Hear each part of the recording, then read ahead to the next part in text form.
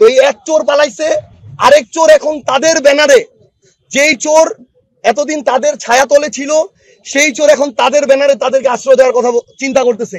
জাতীয় পার্টির co chairman রংপুরের মোস্তাফিজুর রহমান, মেয়র মোস্তফা যার নাম, উনি আজকে একটা স্টেটমেন্ট দিয়েছেন তার জায়গা থেকে যে আওয়ামী লীগের যারা ভালো নেতা ছিল তাদেরকে তারা তাদের জাতীয় পার্টির পক্ষ থেকে এবারে নির্বাচনে নাকি মনোনয়ন দিবে। তো আসলে সবচেয়ে বড় কথা কি, ওই যে চোরে চোরে মাসতুতো ভাই, একটা তো কথা আছে। তো চোর বাটপার যেগুলো এখন আওয়ামী লীগের ব্যানারে রাজনীতি করার এই বাংলাদেশে সুযোগ নাই, কারণ তারা হাজারের উপরে মানুষকে খুন করে তারা তাদের নিজেদের পতন ঘটিয়েছে, তাদের পতন হয়েছে। তাদের যে মা, সেই মা এই দেশ ছেড়ে পালিয়েছে। সে যদি ওই রকম ভালো হইতো তাইলে তো দাঁড়ায় থাকতো। সে তো জানে যে সে এতগুলা খুনের খুনি এবং নির্দেশদাতা, জনগণ তাকে পাইলে তার আস্ত রাখবে না, এই জন্য সে দেশ ছেড়ে পালাইছে। তো এই এক চোর পালাইছে, আরেক চোর এখন তাদের ব্যানারে, যেই চোর এতদিন তাদের ছায়াতলে ছিল সেই চোর এখন তাদের ব্যানারে তাদেরকে আশ্রয় দেওয়ার কথা চিন্তা করতেছে। আরে আওয়ামী লীগের একটা নেতা এই চুরি বাটপারি সন্ত্রাসী চাঁদাবাজি খুনি এটা ছাড়া কে নেতা হয়েছে? যে নেতা মানে যে ওই একটা জেলার সভাপতি সেক্রেটারি ছিল, এই ছিল ওই ছিল, বিভিন্ন পদে ছিল, আমরা মনে করি প্রত্যেকেই সকল অপকর্মের জন্য দায়ী। কারণ শেখ হাসিনা গণভবনে বসে নির্দেশ দিচ্ছে আর একাই সব করে ফেলছে, এটা তো না।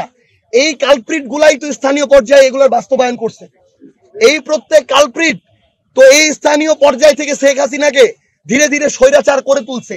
আপনারা এতদিন দেখছেন যে আপনি খালি শেখ হাসিনার বিরুদ্ধে কিছু একটা বলেন, সবাই মিলে একসাথে ঝাঁপায় পড়ছে। শেখ হাসিনা এসে ঝাঁপায় পড়ছিল তখন এই স্থানীয় তার যত চামচা তোষামতকারী তারা ঝাঁপায় পড়ছে। তো এরা প্রত্যেকেই এই গণহত্যার জন্য দায়ী। এখানে ভালো নেতা খারাপ নেতার কিছু নাই।